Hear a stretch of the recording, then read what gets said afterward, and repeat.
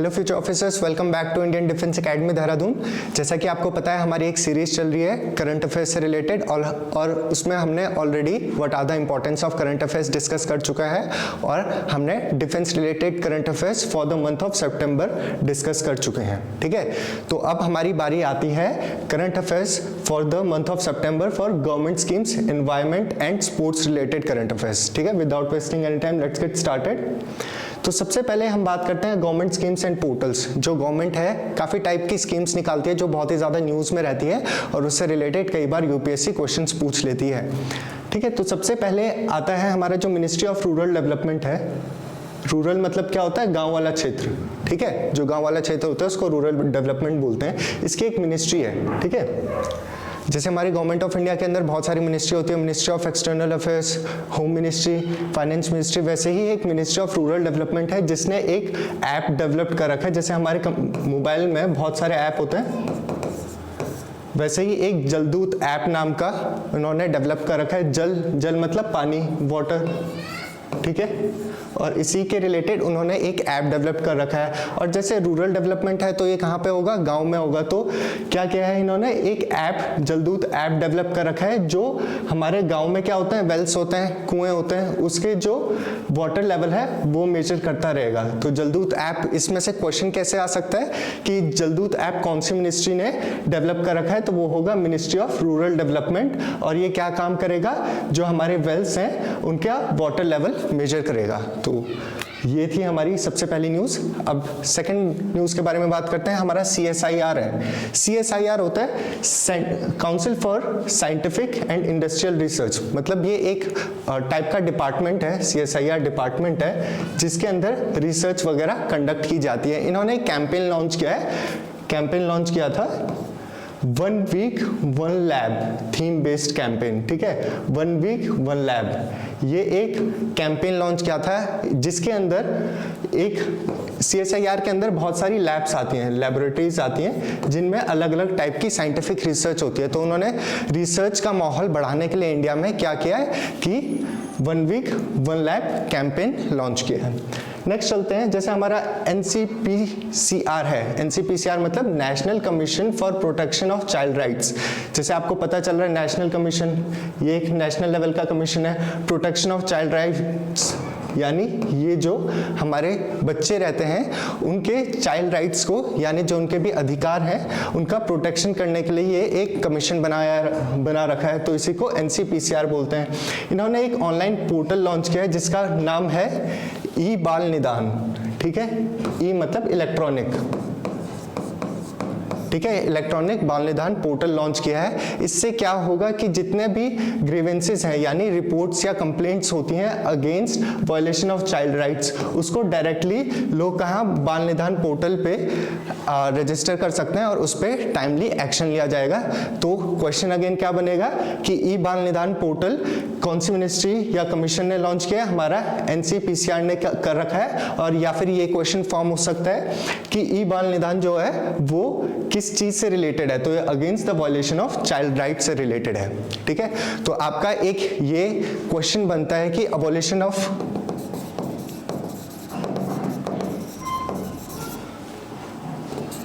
Child labour ये कौन से आर्टिकल के अंदर लिखा है? ठीक है, तो ये आप नीचे कमेंट में बताएंगे कि अबॉलिशन ऑफ चाइल्ड लेबर ये किस आर्टिकल में लिखा है in the constitution of India.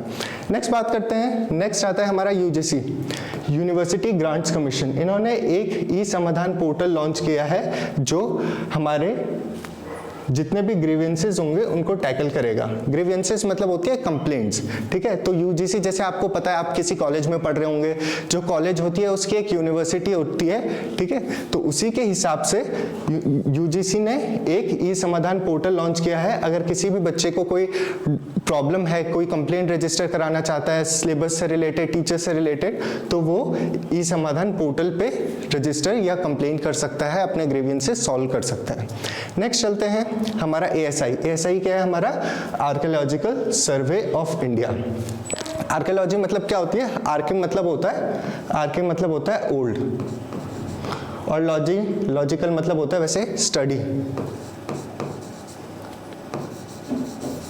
तो archaeology survey of India, archaeology का मतलब होता है जो पुराने चीज़ों के बारे में स्टडी करता है। तो आर्कियोलॉजी सर्वे ऑफ इंडिया एक हमारा डिपार्टमेंट है जिसके अंदर वो एक्सकवेशन कर रहे थे। वो क्या करते हैं कि जैसे आपको पता होगा राम मंदिर के अंदर जिसने खुदाई करी वो ASI था हमारा, ठीक है। वैसे ही इन्होंने मध्य प्रदेश में एक जगह है बंधवगढ़ फॉरेस्ट रिजर्व, तो यहाँ पे ये खुदाई कर रहे थे, एक्सकवेशन कर रहे थे, जिससे इनको कुछ डिटेल्स पता लगे हमारे पूर्वजों के बारे में। तो इन्होंने क्या देखा कि वहाँ पे 26 एशियन टेम्पल्स है, 26 केव्स, 2 मोनेस्ट्रीज, 2 स्तूपा वगैरह वगैरह वाली चीज़ें हैं। तो इसमें से क्वेश्चंस कैसा फॉर्म हो सकता है, क्योंकि बंधवगढ़ फॉरेस्ट रिजर्व न्यूज़ में था, तो इससे ये क्वेश्चन फ्रेम हो सकता है कि बंधवगढ़ फॉरेस्ट रिजर्व जो है वो कौन से स्टेट में पाया जाता है। तो उसका उस टाइम आंसर होगा आपका मध्य प्रदेश। ओके, अब एनवायरनमेंट के बारे में बात करते हैं। गवर्नमेंट स्कीम्स एंड पोर्टल में इतनी ही न्यूज़ थी, अब एनवायरनमेंट के बारे में बात करते हैं। जैसा कि आपको पता है कि बहुत ही ज़्यादा न्यूज़ में था हमारा कि हम नाम्बिया से, नाम्बिया अफ्रीकन नेशन है, वहाँ से हमने क्या किया था कि चीताज मंगाए थे, ठीक है, प्रोजेक्ट चीता। प्रोजेक्ट चीता के अंदर हमने नाम्बिया से ग्वालियर में चीताज मंगाए थे, जिसके अंदर हमने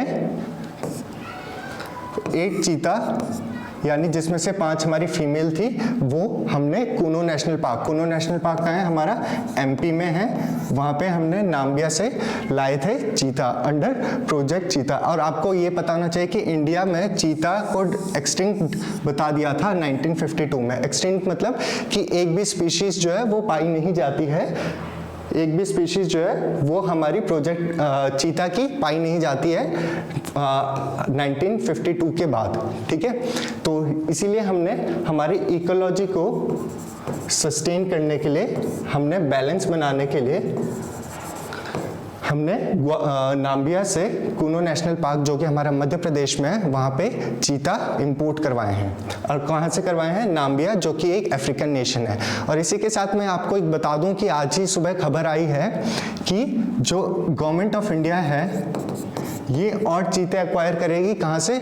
साउथ अफ्रीका से, साउथ अफ्रीका से, ठीक है। तो ये भी आपको पता होना चाहिए, साउथ अफ्रीका से अभी करेगी, अभी किया नहीं है। तो अभी अगर क्वेश्चन आएगा कि कहाँ से कर रखे हैं तो वो होगा नाम्बिया से, कहाँ पे? Kuno national park.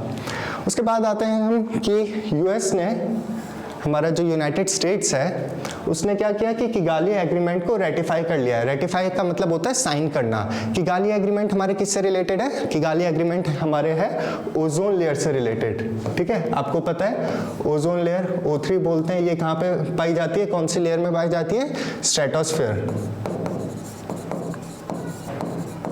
Stratosphere layer में पाई जाती है, ठीक है, ओजोन लेयर। तो इसको रेटिफाई कर दिया गया है किगाली एग्रीमेंट को यूएस ने। इसके अंदर क्या होगा कि जितने भी हमारे हाइड्रोफ्लोरोकार्बन्स हैं उनकी क्वांटिटी या एमिशंस रिड्यूस किए जाएंगे कि ताकि ज़्यादा हमारे एनवायरनमेंट और हमारे ओजोन को हार्म ना पहुंचे। तो इससे रिलेटेड यही था, और हम ओजोन के बारे में नेक्स्ट वाली स्लाइड में भी थोड़ा डिस्कस करेंगे। उसके बाद आते हैं हम ग्रीन पीस इंडिया की एक रिपोर्ट आई थी, different air under one sky, ठीक है। मतलब काफ़ी अलग अलग तरीके की हवाएं हैं एक ही स्काई के अंदर, एक ही आसमान के अंदर, ठीक है। ये किसने निकाली थी रिपोर्ट? ग्रीन पीस इंडिया ने। तो इन्होंने क्या कहा था कि over 99% of the India's population breathing contaminated air. जो 99% ऑफ इंडियन पॉपुलेशन, आपको पता है India is one of the most populous country, and I can say that India is the most populous country, क्योंकि अभी अभी कुछ दिनों पहले खबर आई क्या कि इंडिया जो है उसने चाइना को सरपास कर दिया गया है। अब India is the most populous country in the world with the 1.4 billion people, okay. तो हम कहाँ पे थे? हम यहाँ पे थे कि इंडिया की जो 99% पॉपुलेशन है वो कंटेमिनेटेड एयर यानी दूषित हवा लेती है। ये रिपोर्ट की थी ग्रीन पीस इंडिया ने। और जो सबसे खराब एयर क्वालिटी है वो है हमारे नेशनल कैपिटल दिल्ली में। नेक्स्ट आते हैं हम, जो यूपी है, उत्तर प्रदेश है हमारा, उसने क्या किया? एक नया टाइगर रिजर्व बना दिया गया। नया टाइगर रिजर्व बनाया है उत्तर प्रदेश ने, रानीपुर टाइगर रिजर्व। क्वेश्चन क्या आएगा कि Ranipur tiger reserve which is the 54th tiger reserve in India and fourth state tiger reserve, वो कहाँ पे है? वो है हमारे यूपी में, ठीक है। इसमें हम क्या करते हैं, टाइगर रिजर्व में हम जो टाइगर है उनके कन्वेंशन पे, उनकी कंजर्वेशन पे काम करते हैं ताकि उनकी हंटिंग वगैरह ज़्यादा ना हो, उनको न्यूट्रिशन प्रॉपर मिलता रहे, क्योंकि आपको पता है कि टाइगर की पॉपुलेशन बहुत ज़्यादा कम है। अप्रॉक्सीमेटली जो टाइगर सेंसस हुआ था हमारा वो 2018 में लास्ट बार हुआ था, और उसके अकॉर्डिंग पूरे इंडिया में अराउंड 3000 टाइगर्स हैं। अप्रॉक्सीमेटली 2900 कुछ हैं, बट अप्रॉक्सीमेटली 3000 हमारे टाइगर्स हैं इंडिया में। नेक्स्ट चलते हैं, हमारा तमिलनाडु जो है, तमिलनाडु स्टेट है, उसने कंट्री का फर्स्ट डुगोंग कंजर्वेशन सेंटर खोल दिया है। कहाँ? पाक बे। अब पाक बे कहाँ है, इससे रिलेटेड बहुत बार यूपीएससी ने क्वेश्चन पूछ रखा है, तो अभी हम नेक्स्ट वाली स्लाइड्स पे डिस्कस करेंगे। पाक बे क्या है? डुगोंग क्या होता है? एक टाइप का एनिमल होता है, सी एनिमल होता है, सी या फिर एक्वेटिक बोल दो, एक्वेटिक एनिमल होता है जिसको हम कॉमनली सी काउ भी बोलते हैं। ठीक है, नेक्स्ट स्लाइड्स में डिस्कस करते हैं ये सब। ये हमारा है ओजोन, जिसको हम O3 भी बोलते हैं। ये कहाँ पाया जाता है? स्ट्रेटोस्फेयर की लेयर में पाया जाता है। ये हमारी स्ट्रेटोस्फेयर की लेयर है, ट्रोपोस्फेयर के ऊपर स्ट्रेटोस्फेयर, स्ट्रेटोस्फेयर के ऊपर मेसोस्फेयर, मेसोस्फेयर के ऊपर थर्मोस्फेयर, थर्मोस्फेयर के ऊपर हमारा एग्जोस्फेयर। ठीक है, तो ये बार बार अरेंज करने के लिए क्वेश्चन आते हैं हमारे। तो सबसे नीचे होती है हमारी troposphere, stratosphere, mesosphere, thermosphere and exosphere. थोड़ा इन लेयर्स के बारे में डिस्कस और कर लेते हैं कि ये जो लेयर है हमारी स्ट्रेटोस्फेयर में हमारी ओजोन पाई जाती है। ठीक है, मेसोस्फेयर में जितने भी मीटियोर्स होते हैं वो मिलते हैं। थर्मोस्फेयर में क्या होता है कि ये जो थर्मोस्फेयर है ये इसमें हाईएस्ट टेम्परेचर होता है। ठीक है, जैसे थर्मोमीटर होता है उससे हम क्या नापते हैं? टेम्परेचर नापते हैं। वैसे ही थर्मोस्फेयर, जिसको कई बार हम आयनोस्फेयर भी बोलते हैं। ठीक है, यहाँ पे हाईएस्ट टेम्परेचर होता है, और इसी लेयर के अकॉर्डिंग और इसी लेयर की वजह से हम सैटेलाइट से कम्युनिकेशन कर पाते हैं, क्योंकि यहाँ पे बहुत सारे आयंस प्रेजेंट होते हैं। और एग्जोस्फेयर में हमारी सैटेलाइट्स वगैरह होती हैं। ठीक है, तो हमने लेयर्स के बारे में डिस्कस कर लिया। अब जो ट्रोपोस्फेयर में हमारे वहाँ पे प्लेन वगैरह उड़ते हैं, प्लेन जो है ज़्यादा ऊपर नहीं जाते हैं। स्ट्रेटोस्फेयर में भी कई बार लोअर स्ट्रेटोस्फेयर में चले जाते हैं, लेकिन ज़्यादा ऊपर नहीं जाते हैं। जो हमारी स्ट्रेटोस्फेयर की ओजोन होती है, जिसको O3 बोलते हैं, वो हमारे लिए बेनिफिशियल होती है। क्यों? क्योंकि ये हमारी जो अल्ट्रावायलेट लाइट्स हैं या अल्ट्रावायलेट रेज हैं उनको स्टॉप करती है, ताकि वो हमारे जो ट्रोपोस्फेयर में वो अंदर नहीं आ पाए। ठीक है, लेकिन वहीं पे क्या होती है, एक सरफेस लेवल ओजोन भी होती है, यानी हमारे ट्रोपोस्फेयर में जो ओजोन प्रेजेंट होगी वो पॉइजनस होती है, पॉइजनस होती है ह्यूमन बीइंग के लिए, ह्यूमन बीइंग्स के लिए पॉइजनस होती है। तो आप जैसा कि ये देख रहे होंगे यहाँ पे जो हमारी ओजोन लेयर है वो स्ट्रेटोस्फेयर में पाई जाती है, और जो हमारी ट्रोपोस्फेरिक ओजोन होती है वो हमारे लिए पॉइजनस होती है। लेकिन जो स्ट्रेटोस्फेरिक ओजोन होती है वो बहुत ही बेनिफिशियल होती है। क्यों? क्योंकि वो यूवी रेस को अंदर आने नहीं देती, ब्लॉक करके रखती है। सबसे खतरनाक जो रेज होती हैं वो UVB और UVC होती है, जो हमारा पूरा ओजोन बचा के रखता है ट्रोपोस्फेयर के अंदर आने से। अब इससे रिलेटेड जैसे हमने किगाली एग्रीमेंट पढ़ा था,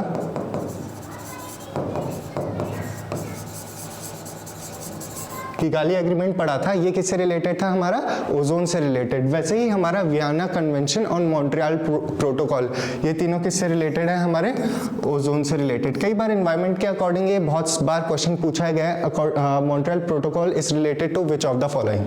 ठीक है, तो ऐसे करके क्वेश्चंस फ्रेम होते हैं, तो आपको ये पता होना चाहिए। इसी के साथ एक एक्स्ट्रा इन्फॉर्मेशन भी दे देते हैं, जो हमारे ओजोन है उसकी जो थिकनेस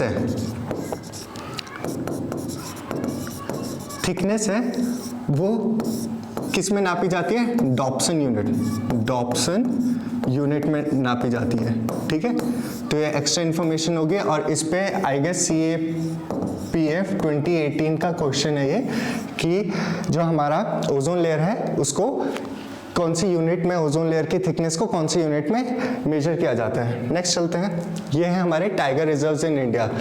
ये मई 2022 के अकॉर्डिंग है, तब 53 थे, अब रानीपुर टाइगर रिजर्व बन गया। रानीपुर टाइगर रिजर्व बन गया कहाँ? हमारा यूपी में। तो ये 54th tiger reserve of India है। ठीक है, यहाँ पे आप देख सकते हैं और इसमें बहुत बार क्वेश्चन पूछे जाते हैं, तो आप स्क्रीनशॉट भी पॉज करके स्क्रीनशॉट ले सकते हैं। यहाँ पे हमारा जैसे कान्हा नेशनल पार्क बहुत बार पूछा जाता है, पन्ना नेशनल पार्क पूछा जाता है, बंधवगढ़ हमने बात करी थी। यहाँ पे आर्कियोलॉजिकल सर्वे ऑफ इंडिया ने क्या एक्सकवेशन कर रहे थे, उनको कुछ बहुत ही पुरानी हिस्टोरिक चीज़ें मिली, सुंदरवन है हमारा, सिमलीपाल है। तो आप एक बार इसको पॉज करके स्क्रीनशॉट लेके देख लीजिए, क्योंकि कई बार यूपीएससी इसी में क्वेश्चन फ्रेम कर लेगी मैच द फॉलोइंग, फिर आप कहोगे ये तो कहीं और से, ये तो बहुत ही ज़्यादा स्टैटिक पूछ लिया यूपीएससी ने, पर ये करंट अफेयर्स में हमारा चल रहा है, तो हमें ऐसे करके करंट अफेयर्स लिंक करके पढ़ने बहुत ज़रूरी है। अब हमने बात करी थी कि तमिलनाडु में सी काओ कंजर्वेशन बनाया है पाक बेक ने। पाक बेक क्या है? पाक बेक ये हमारा, जैसे आपको पता है, इंडिया हो गया, ये हमारा हो गया श्रीलंका। ठीक है, आपको पता है यहाँ पे राम सेतु, जो हम हिंदी में बोलते हैं कॉमनली, राम सेतु यहाँ पे है, और राम सेतु को, ये हमारा राम सेतु है, राम सेतु को हम एडम्स ब्रिज भी बोलते हैं, एडम्स, ओके, एडम्स ब्रिज भी बोलते हैं हम राम सेतु को। अब क्वेश्चन कई बार कैसे फॉर्म कर रखे हैं यूपीएससी ने, क्वेश्चन कैसे फ्रेम कर रखे हैं यूपीएससी ने?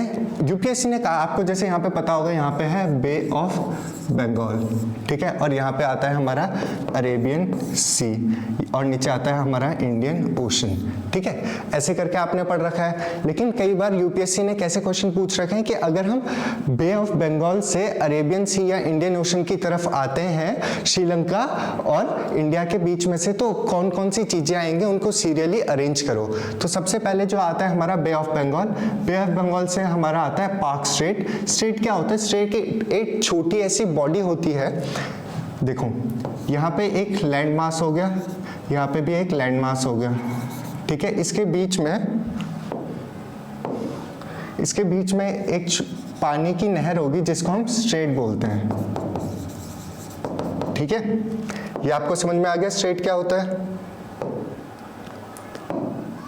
स्ट्रेट ये हो गया। तो ये हमारा पाक स्ट्रेट, अगर हम बे ऑफ बंगाल से अरेबियन सी की तरफ आए या इंडियन ओशन की तरफ आए, तो बे ऑफ बंगाल के बाद हमारा पाक स्ट्रेट आएगा, पाक स्ट्रेट के बाद हमारा पाक बे आएगा, पाक बे के बाद हमारा गल्फ ऑफ मन्नार आएगा, गल्फ ऑफ मन्नार के बाद हमारा इंडियन ओशन या फिर अरेबियन सी आ जाएगा। तो इसके बेसिस पे बहुत बार यूपीएससी ने क्वेश्चंस पूछ रखे हैं, तो आपको करेक्ट सीक्वेंस याद होना चाहिए, बे ऑफ बंगाल, देन पाक स्ट्रेट, फिर पाक बे, गल्फ ऑफ मन्नार, फिर Indian ocean. Okay, so let's get forward. ये हैं हमारे national parks of India. National parks में भी बहुत बार पूछ रखे हैं, और मोस्ट ऑफ द टाइम कहाँ से पूछता है यूपीएससी? ये जो नॉर्थ ईस्ट रीजन है हमारा, यहाँ पे क्या है, बहुत सारे यहाँ पे नेशनल पार्क्स हैं। ठीक है, बहुत सारे हैं, जितने पूरे इंडिया में नहीं है उसकी कंसंट्रेशन बहुत ज़्यादा इधर पे है, तो यहाँ से बहुत ज़्यादा पूछे जाते हैं, क्योंकि बच्चे यहाँ पे ज़्यादा फोकस नहीं करते। तो और बहुत सारी आसपास चीज़ें हैं, बहुत सारे छोटे छोटे स्टेट में फिर एक नया नेशनल पार्क है, तो उसके अकॉर्डिंग बहुत सारे हमारे नेशनल पार्क पूछे जाते हैं। तो आप इसका एक बार स्क्रीनशॉट लेके पॉज करके आप देख सकते हैं, क्योंकि ये मैच द फॉलोइंग में भी आराम से आ सकता है। ओके, आपने अभी तक स्क्रीनशॉट ले लिया होगा, आगे बढ़ते हैं। अब आते हैं हमारे स्पोर्ट्स से रिलेटेड करंट अफेयर्स। स्पोर्ट्स में क्या है, ज़्यादा चीज़ें नहीं आती, जो इंपॉर्टेंट चीज़ें होंगी बहुत ज़्यादा वही आएंगी। सबसे इंपॉर्टेंट चीज़ जो आ सकती है वो है नेशनल गेम्स। आपको पता है 36 नेशनल गेम्स हुए थे अभी अहमदाबाद में, उसका मैस्कॉट क्या था? मैस्कॉट था उसका सवाज। मैस्कॉट एक टाइप का कार्टून होता है जिससे अवेयरनेस फैलाते हैं, अवेयरनेस कि अगर आपने वो मैस्कॉट देखा तो आपको पता चल जाएगा कि वो किस टाइम का नेशनल गेम्स था हमारा। तो वैसे ही हमारे जैसे फीफा हुआ था, उसका भी एक अलग मैस्कॉट था। अगर आपको पता है तो आप कमेंट्स में लिख के बताइए, फीफा 2022, ठीक है, इसका आप कमेंट आंसर कमेंट में बताइए, इसका हमारा मैस्कॉट क्या था।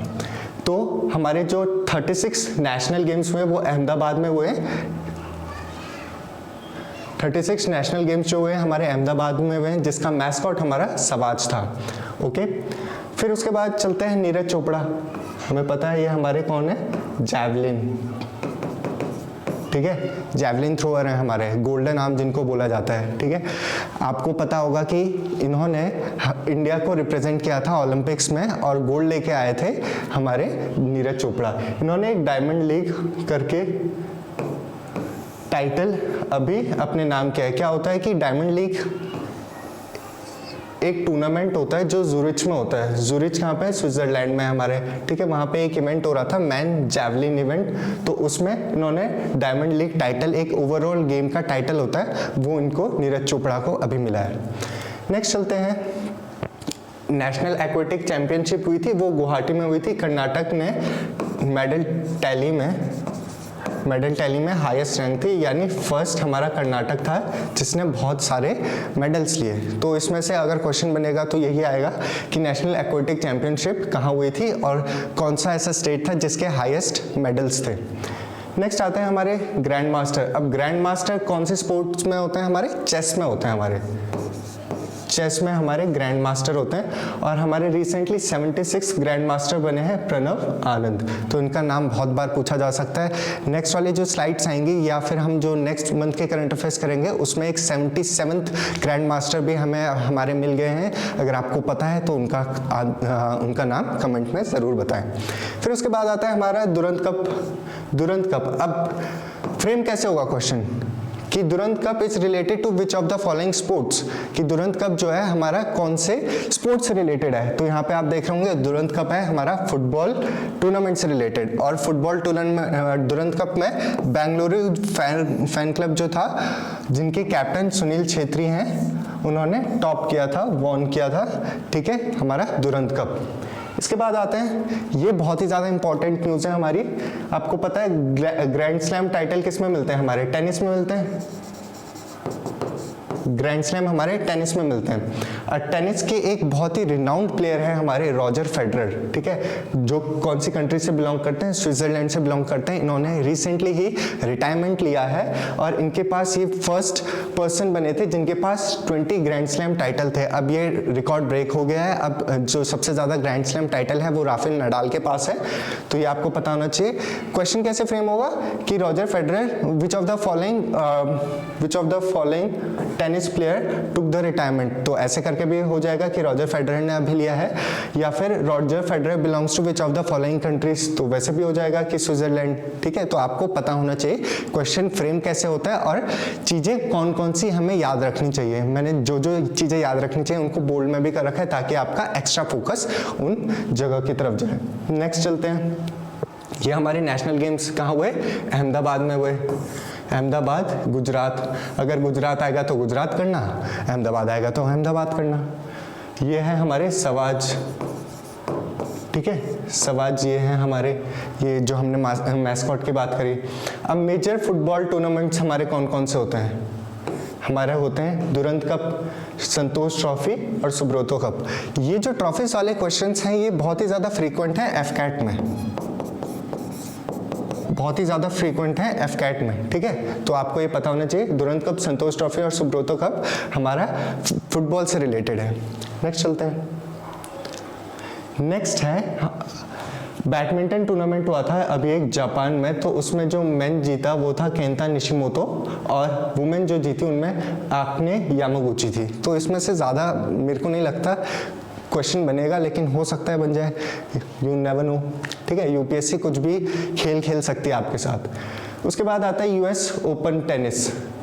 जैसे आपको पता है कि बहुत सारे एक 1 ईयर के अंदर हमारे बहुत सारे टेनिस टूर्नामेंट्स होते हैं, उनमें से 4 मेजर टूर्नामेंट्स होते हैं। एक ऑस्ट्रेलियन ओपन, फ्रेंच ओपन,